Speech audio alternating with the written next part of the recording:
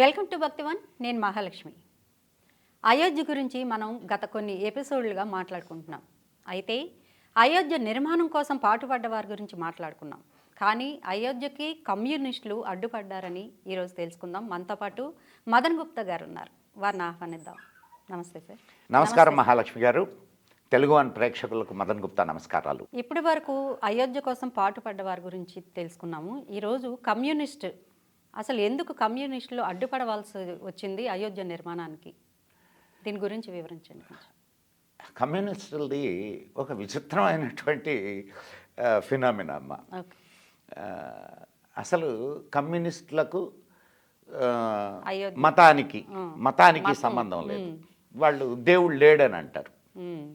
దేవుడు లేడనేటటువంటి కమ్యూనిస్టులు ఇక్కడ దేవాలయాల విషయంలో లేకపోతే మత విషయాల్లో తలదూరుస్తూ ఉంటారు. మళ్ళా వీళ్ళ అంటే జన్మదాత పితృడు అంటే వీళ్ళ తండ్రి చైనాలో మాత్రం మళ్ళా ముస్లింల్ని నానా హింసలు పెడుతున్నారు. వేగర్ ముస్లిమ్స్ అంటారు, వాళ్ళని నానా హింసలు పెడుతున్నారు. ఇక్కడ మళ్ళా ముస్లింలకు సపోర్ట్ చేస్తూ ముస్లింల్ని సమర్థిస్తూ వాళ్ళని రెచ్చగొడుతూ హిందువులకు వ్యతిరేకంగా పనిచేసేటటువంటి ఒక వ్యవస్థని ఇక్కడ ఏర్పాటు చేశారు కమ్యూనిస్టులు. ఇప్పుడు సిద్ధాంతం వాళ్ళ నిజంగా సిద్ధాంతం మీద ఆధారపడితే ఇక్కడ ముస్లింల్ని వ్యతిరేకించాలా, హిందువుల్ని వ్యతిరేకించాలా. కానీ ముస్లింల్ని వ్యతిరేకిస్తూ ముస్లింల్ని సపోర్ట్ చేస్తూ హిందువుల్ని టార్గెట్ చేయడం అనేది వీళ్ళ కుటిల నీతికి గొప్ప తార్కాణం. ఈ ప్రత్యేకంగా రామజన్మభూమి విషయంలో అసలు ఒక చాలా బలమైన కారణమే ఉంది. భూమి పూజకు ముందు కొత్త విద్యా విధానానికి శ్రీకారం చుట్టింది మన భారతదేశం. భూమి పూజకు ముందు ఏది మన రామమందిరం భూమి పూజకు ముందు. అయోధ్య వివాదానికి దీనికి ఒక లింక్ ఉంది. ఏంటి అనేది కూడా చెప్తాను నేను.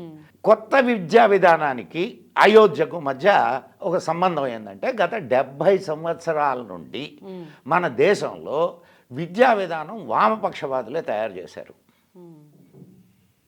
మీరు ఇది చాలా దారుణమైన విషయం ఏంటంటే మనకు స్వాతంత్రం వచ్చింది,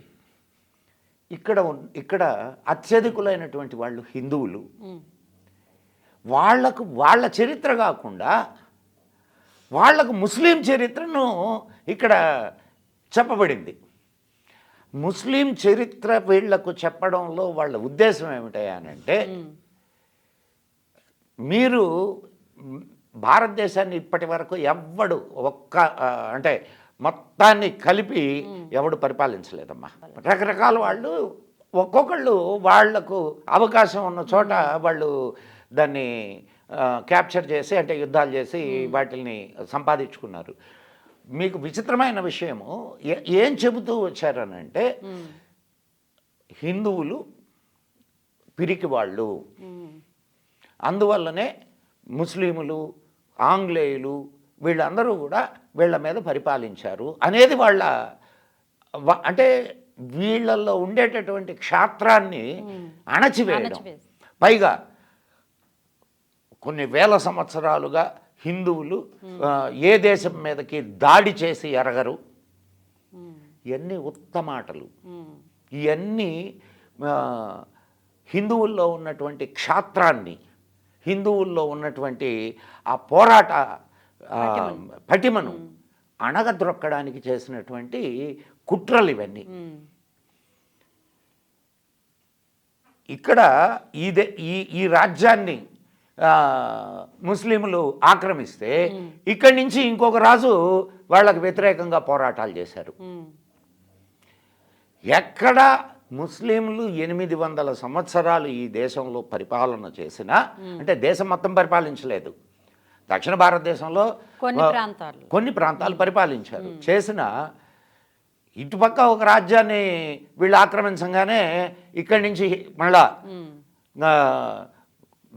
మరాఠాలు కానివ్వండి, సిక్కులు కానివ్వండి, రాజుల దండయాత్ర. అసలు వాళ్ళని ప్రశాంతంగా పరిపాలన చేసుకునేదానికి కూడా అవకాశం లేకుండా ఆ, మన హిందూ వీరులు పోరాడారు. కానీ ఆ చరిత్రలన్నీ చెప్పరు. అవును. ఇప్పుడు రాణా ప్రతాప్ కానీ, శివాజీ కానీ, ఆడవాళ్ళమ్మా, ఆడవాళ్ళు ఎంతమంది పోరాడారు. ఝాన్సీ లక్ష్మీబాయి కానీ, వీళ్ళ చరిత్రలు మాత్రం చెప్పరు. అవును. అక్బరు మహా ఇది ఆయనకి అన్ని మతాలు ఒకటే. బాబరు ఆయన తండ్రి, చాలా గొప్ప. కానీ అక్బర్ కానివ్వండి, బాబర్ కానివ్వండి, ఒక్కొక్కడు ఒక్కొక్క మానవ హంతకులు. కొన్ని లక్షల మందిని మనకు మన హిందూ ధర్మంలో యుద్ధానికి కొన్ని నియమాలు ఉన్నాయి. ఏమిటంటే సాయంత్రం అయితే సూర్యాస్తమయం తర్వాత యుద్ధం చేయకూడదు, చేతిలో ఆయుధం లేని వాడితో యుద్ధం చేయకూడదు, పారిపోతున్న వాడిని నువ్వు చంపకూడదు. అండ్ నువ్వు ఏదైనా ఇప్పుడు ఈ రాజ్యం వాళ్ళు ఆ రాజ్యం మీదకి దండెత్తుతున్నారు అనుకోండి, దారిలో అనేక పల్లెలు ఇవన్నీ వస్తాయి. అవును. వాళ్ళు సైన్యం వెళ్ళే దారిలో పల్లెలు ఇవన్నీ, వాటిని తాకకూడదు, పొలాల్ని నాశనం చేయకూడదు, ఆస్తుల్ని నాశనం చేయకూడదు. కానీ ఇప్పటి వరకు మీకు చెప్పిన వాటిల్లో ఏ ఒక్కటి ఆ దోపిడి గుంపుకు లేదు. ఈ ముస్లిం దోపిడి గుంపు ఏదైతే ఉందో వాళ్ళకి ఈ నియమాలన్నీ లేవు. వాళ్ళు రాత్రుళ్ళు దాడులు చేస్తారు. ఒకవేళ వాళ్ళకి ఏదైనా రాజ్యం ఓడిపోతే ఆ రాజ్యంలో ఉండేటటువంటి సామాన్య మానవులందరినీ నానా హింసలు పెడతారు, ఆడవాళ్ళని మానభంగాలు చేస్తారు, ఆడవాళ్ళని దొంగిలించుకొని పోయి అమ్ముతారు. మీకు ఎన్ని చరిత్రలు నేను ఇప్పటి వరకు ఇచ్చినటువంటి ఏ స్టేట్మెంట్కైనా సరే ఆధారాలు ఉన్నాయి. కానీ అవన్నీ మాత్రం మన చరిత్రలో చెప్పరు. మనకు 70 సంవత్సరాలు. మీకు ఇంకొక విచిత్రమైన విషయం, మొన్న మోడీ వచ్చేదానికి దాకా ముందు సెంట్రల్ విద్యాశాఖకు ఎవరున్నారమ్మా మంత్రులు? అందరూ ముస్లిమ్స్. అండ్ వాళ్ళకి అంటే దీన్ని ఇచ్చేది కమ్యూనిస్టులు, వాళ్ళకి సపోర్ట్ ఇచ్చేది కమ్యూనిస్టులు. సో 70 సంవత్సరాల నుంచి ఈ దేశంలో విద్యా విధానాన్ని వాళ్ళే తయారు చేశారు. ఈ వామపక్షవాదులు భారత చరిత్రను తమ ఇష్టం వచ్చినట్లుగా తయారు చేయడమే కాకుండా ఒక బలమైన చరిత్రకారుల సైన్యాన్ని కూడా తయారు చేశారు. అంటే చరిత్రకారులు వీళ్ళు చాలా గొప్ప చరిత్రకారులు అనే ఒక గుంపును తయారు చేశారు. వాళ్ళు చెప్పిందే చరిత్ర. ఇట్లాంటి రోమిలా థాపరు ఇట్లాంటి వాళ్ళు చాలామంది ఉన్నారు.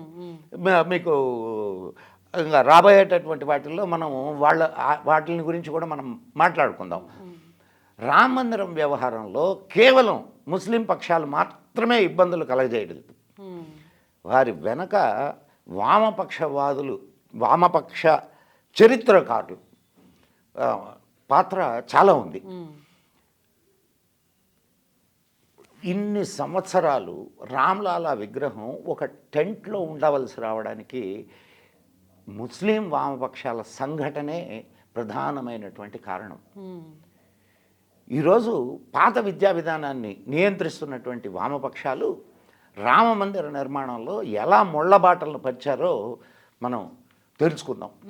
చరిత్రకారులు అని చెప్పబడుతున్నటువంటి బిపిన్ చంద్ర, రోమిలా థాపర్ అండ్ టిఎస్ ఝా, సూరజ్ భాన్, ఇర్ఫాన్ హబీబ్ వీళ్ళందరూ వాళ్ళ శిష్యగణంతో కలిసి కోర్టుల నుండి రోడ్ల దాకా ఎంత హంగామా చేశారో మీకు నేను క్లియర్గా చెప్తాను. ఈ ప్రయాణాన్ని ఒక నిష్పక్షపాతమైనటువంటి ఒక వ్యక్తి వాంగ్మూలంతో మనం మొదలు పెడదాం. ఆయన నిష్పాక్షత పట్ల ఎవ్వరికీ ఎటువంటి సందేహం ఉండదు. ఆయన పేరు కేకే మహమ్మద్. ఈయన ముస్లిమే కదా? ఎస్ అందుకనే ఇప్పుడు ఎందుకు ఆయన ఆయన వాంగ్మూలంతో మనం మొదలెడదాం అనేది నేను ఎందుకు చెప్తున్నానంటే even though he is a Muslim, okay. He is the man who speaks truth. మ్మ్. నిజాల్ని మాట్లాడేటటువంటి వాడు. ఆయన ఎవరయ్యానంటే ఏఎస్ఐకి డైరెక్టర్గా పనిచేశాడు. మ్మ్. అంటే మన ఇవి ఉన్నాయి కదా, ఇది ఏన్షియంట్ కట్టడాల్ని త్రపకాలు జరిపి అక్కడ ఉన్నటువంటి నిజాలను తీసేదానికి ఒక శాఖ ఉన్నది, archaeological survey of India, ASI, archaeological survey of India. దానికి డైరెక్టర్గా పనిచేశారు. ఈ రామజన్మభూమి త్రవ్వకాలలో పాలు పంచుకున్నటువంటి మహమ్మద్ ప్రధాన వ్యక్తి కేకే మహమ్మద్. ఆయన స్టేట్మెంట్తోనే మనం ఈ ఎపిసోడ్ని మొదలెడదాం. ఈయన భారతీయ ఏఎస్ఐకి డైరెక్టర్గా పనిచేశాడు. ఈయనకు రామమందిర సర్వే విషయంలో చాలా లోతైన సంబంధం ఉంది. 1976లో రామమందిరం దగ్గర త్రవ్వకాలు జరిపిన ఏఎస్ఐ బృందంలో మహమ్మద్ ఒక ప్రముఖ వ్యక్తి. కేకే మహమ్మద్ ఆ తర్వాత ఒక పుస్తకం రాశాడు. ఆ పుస్తకం పేరు మై హూ భారతే, ఐఆమ్ ఇన్ ఇండియన్. నేను భారతీయుడను, అంటే ఐఆమ్ ఇండియన్. ఆ పుస్తకం పేరు మంచి పుస్తకం, మీరు చదవండి. అది తెలుగులో కూడా వచ్చింది, నా దగ్గర ఉన్నది. ఎప్పుడైనా మీకు ఇది వచ్చినప్పుడు చూపిస్తాను నేను. ఈ పుస్తకంలో కేకే మహమ్మద్ వామపక్ష చరిత్రకారుల కుట్రలను బయటపెట్టడం జరిగింది. ఆయన ఏం చెప్పాడు అంటే, ఆయన రాసినట్టు నేను మీకు చెప్పి వినిపిస్తాను నేను. ఛాందసవాద ముస్లిం సంఘటనలకు సహాయం చేయడానికి కొంతమంది వామపక్ష చరిత్రకారులు ముందుకు వచ్చారు. ఎట్టి పరిస్థితుల్లో మసీదు విషయంలో మీ పట్టు సడలించవద్దు అని వారు ముస్లింలను రెచ్చగొట్టారు. వాళ్ళు ఎంత పెద్ద పాపం చేస్తున్నారో వారికే తెలియదు. 19వ శతాబ్దానికి ముందు ఆలయాన్ని పడగొట్టారు అనడానికి సాక్ష్యాలు లేవని బిపిన్ చంద్ర, రోమిలా థాపర్, ఎస్ గోపాల్ లాంటి చరిత్రకారులు అన్నారు.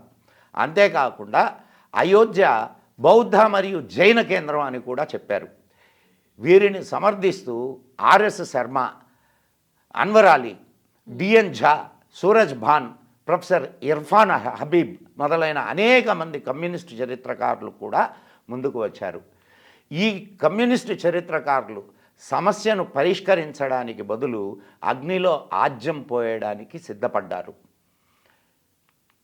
ఇదే ఆయన రాశారు, బుక్లో, పుస్తకంలో రాశారు. బాబ్రీ మసీద్ యాక్షన్ కమిటీ వారి అనేక సమావేశాలు భారతీయ చరిత్ర అనుసంధాన పరిషత్ అధ్యక్షుడు ప్రొఫెసర్ ఇర్ఫాన్ హబీబ్ అధ్యక్షతన జరిగాయి. అమ్మ, ఇర్ఫాన్ హబీబ్ ఐసిహెచ్ఆర్ అధ్యక్షుడు, అంటే భారతీయ చరిత్ర అనుసంధాన పరిషత్ అంటారు. ఆయనకి బాబ్రీ మసీదు, I mean Muslim personal law board ఉంది, దానికి ఏం సంబంధం? ఆయన ఒక ప్రభుత్వ ఉద్యోగి, ఇది ఒక ప్రైవేట్ సంస్థ. ఇది ముస్లిం పర్సనల్ లా బోర్డు ఒక ప్రైవేట్ సంస్థ. ఈ వాళ్ళిద్దరి సమావేశాలు, అంటే ఇర్ఫాన్ హబీబ్ అండ్ ఈ ముస్లిం పర్సనల్ లా బోర్డు సమావేశాలు పరిషత్ యొక్క ప్రభుత్వ కార్యాలయాల్లో జరగడాన్ని అప్పుడున్నటువంటి ప్రొఫెసర్ ఎంజిఎస్ నారాయణ గట్టిగా విభేదించారు. ఇప్పుడు ఓ ప్రభుత్వ కార్యాలయం, ఇది ప్రభుత్వ కార్యాలయం అనుకుందాం. ఈ ప్రభుత్వ కార్యాలయంలో నువ్వు ప్రభుత్వ ఉద్యోగివి, నేను ప్రైవేట్ వాడిని. ఒక పెద్ద సమస్యకు సంబంధించినటువంటి ఒక ఇది నీకు ఏ సంబంధం లేదు, దీంట్లో ప్రభుత్వానికి ఏ సంబంధం లేదు. కానీ నువ్వు నేను ఇక్కడ కూర్చొని మాట్లాడడం అనేది కరెక్ట్ అయిన విషయమా? కాదు. ఏది ప్రభుత్వ ఆఫీసుల్లో ఇక్కడ దానికి ఒక ప్లాన్ తయారు చేయడం అనేది సరైన పద్ధతా? కాదు. ఇర్ఫాన్ హబీబ్ వీళ్ళ సమావేశాలని ఐసిహెచ్ఆర్ కార్యాలయాల్లో ఏర్పాటు చేసేవాడు. దాన్ని ఎంజిఎస్ నారాయణ అనేటటువంటి ప్రొఫెసర్, ఆయన కూడా చరిత్రకారుడే, ఆయన విభేదించారు. కానీ ప్రొఫెసర్ ఇర్ఫాన్ హబీబ్ ఆయన మాటలను పట్టించుకోలేదు సరికదా.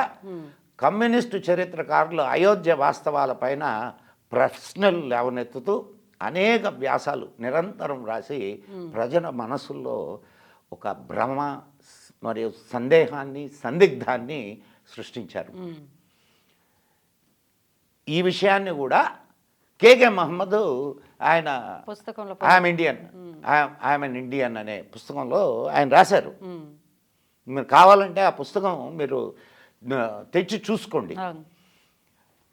దాన్ని చెప్పాను కదా, దాన్ని తెలుగులో కూడా అనువాదం చేశారు. కమ్యూనిస్టు చరిత్రకారుడైన ప్రొఫెసర్ ఇర్ఫాన్ హబీబ్ బాబ్రీ మసీద్ యాక్షన్ కమిటీ సమావేశాలు ప్రభుత్వ కార్యాలయంలో జరిపించడమే కాకుండా ఆ సమావేశాలకు అధ్యక్షత కూడా వహించేవాళ్ళు. అంతేకాకుండా ఈ సమావేశాలన్నీ ప్రభుత్వ ఖర్చుతోనే జరిగాయి. అయోధ్య వివాదంలో ఈ కమ్యూనిస్టు చరిత్రకారుల ప్రవేశం ఎలా జరిగిందో కూడా మనం తెలుసుకుందాం. మీరు జాగ్రత్తగా కానీ, అంటే ఇప్పుడు బాబ్రీ మసీద్ యాక్షన్ కమిటీ ప్రభుత్వ ఖర్చుతో ప్రభుత్వ కార్యాలయంలో ప్రభుత్వ అధికారి నేతృత్వంలో సమావేశాలు జరిగినాయి అంటే దీని అర్థం ఏమిటి? ప్రభుత్వం వెనక ఉండి నడిపిస్తుందనన్నా అనుకోవాలా, లేకపోతే వీడు ఈ ఇర్ఫాన్ హబీబ్ అనేవాడు కమ్యూనిస్టు చరిత్రకారుడు, సో కమ్యూనిస్టులు ఈ పని చేస్తున్నారన్నా అనుకోవాలా.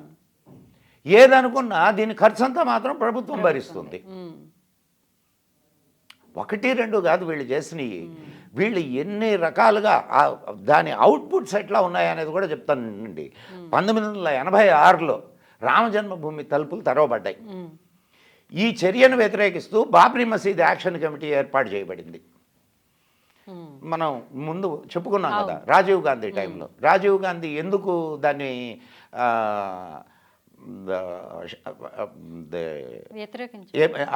దాన్ని ఎందుకు ఆలయం తలుపులు తెరిపించాడో కూడా చెప్పుకున్నాం.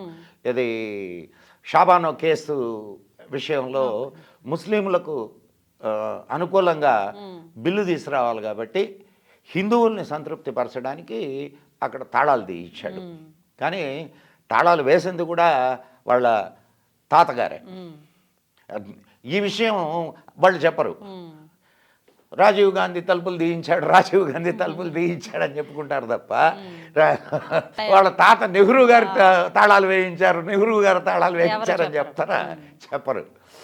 సో బాబ్రీ మసీదుకు ముందుండే అక్కడ ఆలయం ఉంది అని, దాన్ని పడగొట్టి మసీదు నిర్మించాలని నిరూపణ జరిగితే మేము పరిషత్ ప్రకారం దాన్ని మసీదుగా పరిగణించం, ముస్లింల్లో స్వయంగా ఆ కట్టడాన్ని పడగొడతారు అని బాబ్రీ మసీద్ యాక్షన్ కమిటీ అధ్యక్షుడు షాబుద్దీన్ అనే ఆయన అనేక సార్లు ప్రకటన చేశారు.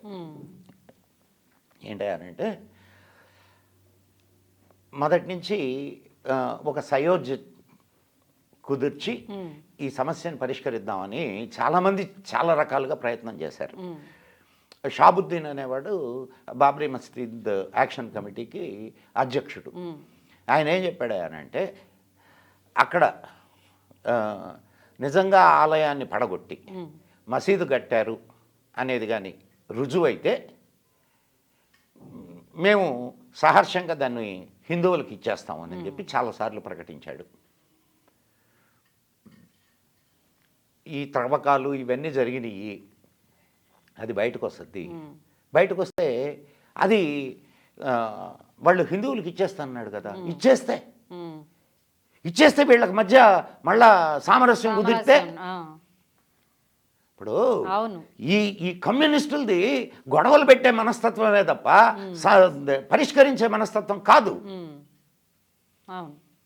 సో వాళ్ళు ఏం చేశారనంటే అవన్నీ ఉత్తమాటలు అక్కడ అట్లాంటిది ఏం జరగలేదు అని వాళ్ళు ఇక చెప్తాను మీకు. ఇంకా షాబుద్దీన్ ప్రకటనల తర్వాత ఇరుపక్షాలు ఈ కట్టడం పైన సాక్ష్యాలు సేకరించడం మొదలుపెట్టాయి. బాబ్రీ మసీద్ యాక్షన్ కమిటీ తరఫున సాక్ష్యాలు సేకరించడానికి కమ్యూనిస్టు చరిత్రకారుల గుంపు తయారైంది. వారిలో ఆర్ఎస్ శర్మ, అన్వర్ అలీ, సూరజ్బాన్, టిఎన్ ఝా, జావేద్ హబీబ్ మొదలైన కమ్యూనిస్టు చరిత్రకారులందరూ కలిసి 1991లో ఒక రిపోర్ట్ తయారు చేశారు. ఏముందో రిపోర్ట్లో చెప్తాను. ఆ రిపోర్ట్ పేరు historian report to the nation. Historians report to the nation అంటే చరిత్రకారులు ఇస్తున్నటువంటి ఒక నివేదిక. ఏది? దేశానికి చరిత్రకారులు ఇస్తున్న ఒక నివేదిక. వాళ్ళే ఆ రిపోర్ట్లో ఏముందంటే బాబ్రీ మసీదు ఏ ఆలయాన్ని కూల్చి కట్టబడలేదు అని రిపోర్ట్లో రాశారు. ఏమ్మా, అంతకుముందు త్రవ్వకాలు జరిగినాయి. త్రవ్వకాల్లో అనేక సాక్ష్యాలు బయటపడ్డాయి. వీళ్ళు ఇచ్చిన రిపోర్ట్ ఏంటంటే అక్కడ ఏ ఆలయం లేదు, ఆలయాన్ని కూల్చి బాబ్రీ మసీద్ కట్టబడలేదు అని చెప్పి రాశారు. అంతేకాకుండా శ్రీరాముడు అనేవాడు ఉన్నాడు అనే దానిపైన కూడా వీళ్ళు ప్రశ్నలు లేవనెత్తారు. తర్వాత తాము 1976లో ఏఎస్ఐ ఇచ్చిన రిపోర్టు చూడకుండానే ఈ రిపోర్టు తయారు చేశాము అని చెప్పి సూరజ్బాన్ అలహాబాద్ హైకోర్టులో ఒప్పుకున్నాడు. అంటే వీళ్ళు రిపోర్ట్లు చూడరు. ఎప్పుడు ఈ రిపోర్ట్ ఎప్పుడు వచ్చింది? 1991లో వచ్చింది. ఏఎస్ఐ ఎప్పుడు రిపోర్ట్ ఇచ్చింది? 1976లో ఇచ్చింది. అవును. ఏఎస్ఐ ఇచ్చినటువంటి రిపోర్ట్ ఏమిటి? అక్కడ త్రవ్వకాలు జరిపి అక్కడ కనుగొనబడినటువంటి విషయాలన్నిటి మీద ఒక నివేదిక ఇచ్చింది. ఇక్కడ ఇదిగో ఈ మన శిలాశాసనాలు, లేకపోతే అక్కడ కొన్ని స్తంభాలు, కొన్ని ఇవి అన్నీ కూడా బయటపడ్డాయి. ఇది హిందూ దేవాలయానికి వాళ్ళు మీకు ఏఎస్ఐ ఇచ్చిన రిపోర్ట్ ఏందో తెలుసా? మందిరాన్ని పడగొట్టి మసీదు నిర్మించారని ఇవ్వలా. మందిరం ఆ మసీదు కింద ఇవన్నీ దొరికినాయి అని మాత్రమే ఇచ్చారు. అర్థమైందా? వీళ్ళు అసలు అక్కడ మందిరమే లేదు, దాన్ని కూల్చింది లేదు. రాముడు అనేవాడు ఒక కాల్పనిక పురుషుడు, అదొక మామూలుగా పిల్లలకు చెప్పుకునే కథ అని చెప్పి వీళ్ళు రిపోర్ట్ ఇచ్చారు. ఈ విషయాన్ని గురించి అలహాబాద్ హైకోర్టులో కేసేసి వాళ్ళని చరిత్రకారుల్ని సాక్ష్యానికి పిలిచారు. సాక్ష్యానికి పిలిస్తే ఈ సూరజ్బాన్ అనే చరిత్రకారుడు అలహాబాద్ హైకోర్టులో ఏమని ఒప్పుకున్నాడు అని అంటే, ఏఎస్ఐ ఇచ్చిన రిపోర్టు మేము చూడకుండానే ఈ రిపోర్టు తయారు చేసాం. బుద్ధున్నమ్మ ఇళ్ళకే 1976లో గవర్నమెంట్ ద్వారానే అక్కడ సర్వే జరిగింది. అక్కడ త్రవ్వకాల్లో ఇవన్నీ బయటపడ్డాయి. ఆ బయటపడ్డటువంటి విషయాల్ని మేము ఏమీ చూడకుండానే ఈ రిపోర్ట్ ఇచ్చామని చెప్పడం ఎంత హాస్యాస్పదమైనటువంటి విషయమో ఒకసారి ఆలోచించు. ఆ సూరజ్బాన్ అనే చరిత్రకారుని ఏం చేయాలి మనం? ఇలాంటి వాళ్ళ వల్లే కదా. మరి ఇప్పుడు వాళ్ళు ఇచ్చినటువంటి రిపోర్ట్ని చేతిలో పట్టుకొని ఈ ముస్లిం దండు చూడు ఇదిగో మాకు అన్యాయం జరుగుతుంది అని మొదలెడతారు. ఈ దుర్మార్గులు హిందువులకి ముస్లింలకి మధ్య చిచ్చు పెట్టినట్టు కాదు. అవును. వీళ్ళకి అసలు మత సంబంధమైనటువంటి విషయాల్లో ఏమి అవసరం ఏమిటి? వాళ్ళిద్దరు తేల్చుకుంటారు. అవును. బాబ్రీ మసీద్ యాక్షన్ కమిటీ ఉంది, రామ్ మందిర్ యాక్షన్ కమిటీ ఉంది. అవి రెండూ తేల్చుకుంటాయి. నీకేంటి? నీకు అసలు దేవుడే లేడనేవాడివి, నీకు మందిరం ఉంటే ఏమిటి, మసీదు ఉంటే ఏమిటి? అంటే దొంగ నాటకాలు. ఇక్కడ ఉన్నటువంటి ఒక సామరస్యపు దీన్ని వాతావరణాన్ని చెడగొట్టాలా, ఇక్కడ ఒక గొడవలు సృష్టించాలా, వాళ్ళ పబ్బం వాళ్ళు గడుపుకోవాలా. ఎంత దుర్మార్గమైనటువంటి ఆలోచన ఈ కమ్యూనిస్టులది, ఆలోచించమా? అంతేకాకుండా ఈ రిపోర్ట్ తయారు చేయడానికి ముందు తాను అయోధ్య వెళ్ళాడా లేక రిపోర్ట్ తయారు చేసిన తర్వాత అయోధ్య వెళ్ళాడా అనే ప్రశ్నకు తనకు జ్ఞాపకం లేదు అని సూరజ్ బాను. ఏమమ్మా, ఇప్పుడు నువ్వు మీ ఇల్లు, మీ ఇంటిని గురించి ఒక రిపోర్ట్ తయారు చేయాలా? నేను రిపోర్ట్ తయారు చేసి ఇచ్చేసాను. కోర్టులో దాని మీద వాద వివాదాలు జరుగుతున్నాయి. నన్ను కోర్టు పిలిచి, ఏమయ్యా రిపోర్టు తయారు చేసావు, మరి అంతకుముందు తయారైనటువంటి ఏఎస్ఐ రిపోర్టు నువ్వు చూడలేదా అంటే, అది చూడకుండానే ఈ రిపోర్టును తయారు చేసాం. సరే, బాగుంది. సరే, ఈ రిపోర్టును తయారు చేసిన తర్వాత అంటే చూడంటే వీళ్ళు ఎంత ఎదవలో నేను ఆ మాటలు ఎందుకు మాట్లాడుతున్నానంటే, వాడు చదువుకున్నాడైతే కావచ్చు, ఇంకొకడైతే కావచ్చు, వీళ్ళు ఎంత ఎదవలో చెప్పడానికి. కోర్టు అడిగింది, నువ్వు అయోధ్యకు వెళ్ళావా, అయోధ్యలో చూసావా అని. అయోధ్యకు ఈ రిపోర్ట్ ఇవ్వడానికి ముందు వెళ్ళావా, రిపోర్ట్ ఇచ్చిన తర్వాత వెళ్ళావా? నాకు జ్ఞాపకం లేదు. ఎప్పుడు వెళ్ళారో కూడా అంటే ఎప్పుడు వెళ్ళారో కూడా జ్ఞాపకం లేదు, కానీ రిపోర్ట్ మాత్రం ఇచ్చేస్తాం. ఇవి నేను చెప్తున్నటువంటి మాటలు కాదు, ఇవి కోర్టులో రికార్డ్ అయినటువంటి రికార్డు ఇది. కాకపోతే నేను తెలుగులో చెప్తున్నా అంతే. అంటే ఈ రిపోర్టు పూర్తిగా అబద్ధాలను ప్రచారం చేసింది అనేది అలహాబాద్ హైకోర్టులో తేలింది. రిపోర్టు తయారు చేసిన వారి వాంగ్మూలం ప్రకారం నిరూపణ అయింది. అంతే కదా.